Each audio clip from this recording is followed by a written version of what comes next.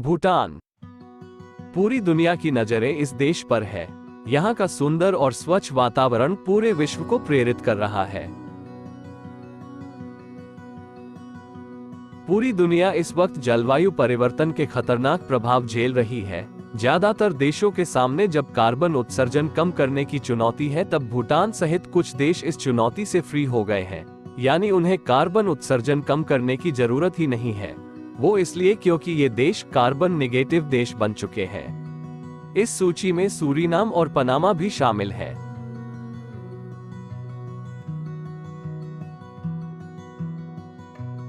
भूटान से हर साल कुल कार्बन उत्सर्जन 40 लाख टन से भी कम होता है, जबकि यहाँ के जंगल एक साल में करीब 90 लाख टन कार्बन डाइऑक्साइड अवशोषित करते हैं। इन देशों के कार्बन नेगेटिव होने के पीछे पर्याप्त जंगलों के अलावा अक्षय ऊर्जा की सबसे बड़ी भूमिका है। ऊर्जा के मामले में प्रकृति पर काफी हद तक आश्रित रहना इन देशों को कार्बन नेगेटिव बने रहने में मदद कर रहा है। धरती पर सूर्य की ऊष्मा, हवा और पानी जैसी व्याप्त प्रकृति की शक्ति को समेटकर उसे मानव उपयोगी ऊर्जा में तब्दील करने में ही हमारे जलवायु की सुरक्षा है। पूरी दुनिया जान चुकी है कि अब जलवायु परिवर्तन के खतरनाक प्रभाव को कम करने का केवल एकमात्र विकल्प है अक्षय ऊर्जा।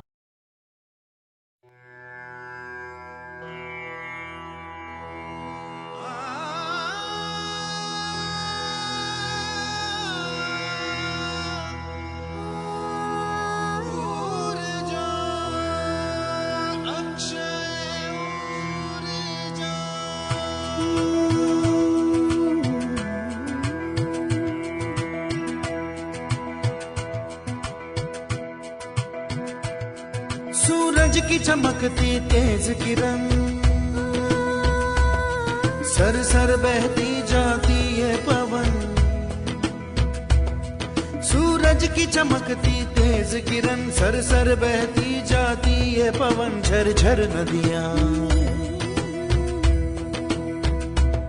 सुन हम सब से ये कहती है, घर घर को जब प्रकाश मिले, आंगन आंगन जब रोशनी हो, हर गांव नगर में बिजली हो, तो सुन मानो, सुन सुन मानो, तो सुन मानो, सुन सुन मानो, तो हमसे कभी ना दूर जा, हम देंगे अक्षय ऊर्जा।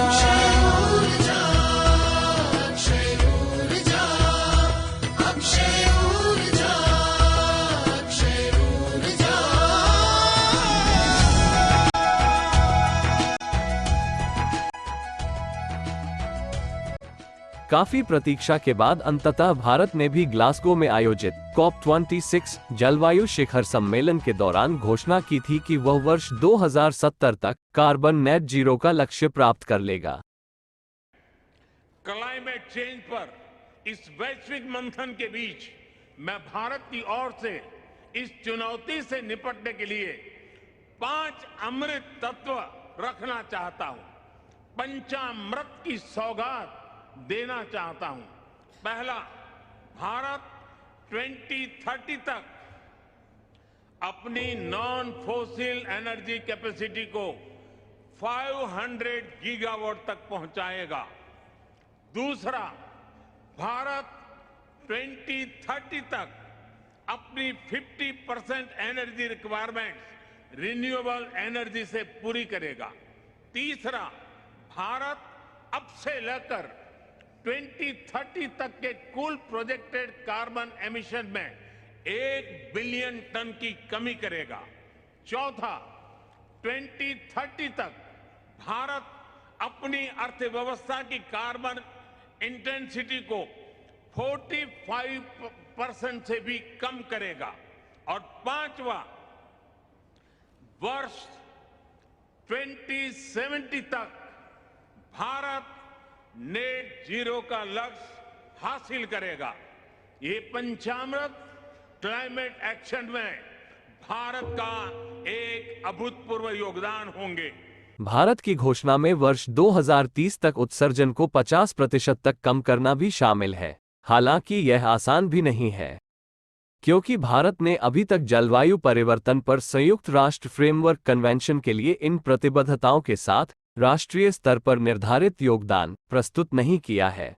विश्व संसाधन संस्थान के अनुसार वर्ष 2018 में भारत का कुल ग्रीन हाउस गैस उत्सर्जन लगभग 3.3 बिलियन टन था। यह वर्ष 2030 तक प्रतिवर्ष 4 बिलियन टन से अधिक हो सकता है। इसका मतलब ये होगा कि वर्ष 2021 और वर्ष 2030 के बीच भारत 35 से 40 अरब टन के आसपास उत्सर्जन कर सकता है। इस प्रकार 1 बिलियन टन की कटौती अगले 9 वर्षों में पूर्ण उत्सर्जन में 2.5 से 3% की ही कमी करेगी। जबकि पेरिस समझौते के तहत प्रस्तुत अपनी जलवायु कार्य योजना में भारत ने वर्ष 2005 के स्तर की तुलना में वर्ष 2030 तक अपनी उत्सर्जन तीव्रता या सकल घरेलू उत्पाद की प्रति इकाई उत्सर्जन को 33% से 35% तक कम करने का वादा किया था। हालांकि दुनिया की अन्य प्रमुख अर्थव्यवस्थाओं की तुलना में भारत में सबसे कम प्रति व्यक्ति उत्सर्जन है। दुनिया की आबादी का 17% हिस्सा होने के बावजूद भारत का कुल उत्सर्जन मात्र 5% है।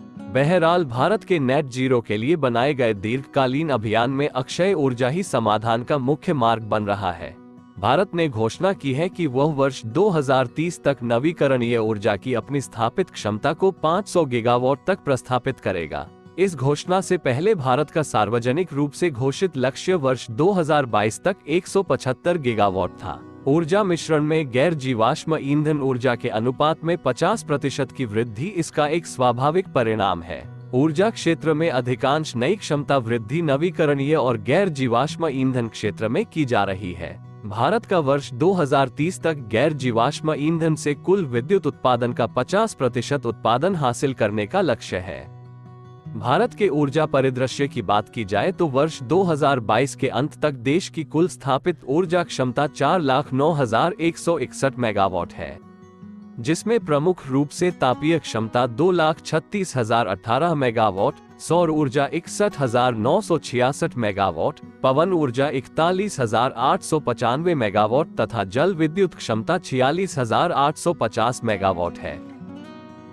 Council on Energy, Environment and Water's Implications of a Net Zero Target for India's Sectoral Energy Transition and Climate Policy के अध्ययन के अनुसार भारत की कुल स्थापित सौर ऊर्जा क्षमता को वर्ष 2070 तक नेट जीरो लक्ष्य प्राप्त करने के लिए 5,600 गीगावाट से अधिक की आवश्यकता होगी। भारत को वर्ष 2070 तक शुद्ध शून्य लक्ष्य हासिल करने के लिए विशेष रूप से बिजली उत्पादन हेतु कोयले के उपयोग को वर्ष 2060 तक 99% तक कम करना होगा। सभी क्षेत्रों में कच्चे तेल की खपत को वर्ष 2050 तक चरम स्थिति पर पहुंचाने और वर्ष 2050 से 2070 के बीच 90% तक कम करने की आवश्यकता होगी। ग्रीन हाइड्रोजन औद्योगिक क्षेत्र की कुल ऊर्जा आवश्यकता का 19% योगदान कर सकता है। जलवायु परिवर्तन वित्तपोषण के अभाव में भी वर्ष 2022-23 के मौजूदा वित्तीय बजट में सौर ऊर्जा की महत्वपूर्ण भूमिका को मानते हुए स्वदेशी एकीकृत सौर ऊर्जा निर्माता सुविधाओं में प्रोत्साहन युक्त उत्पादन में तेज वृद्धि दर्ज की गई है।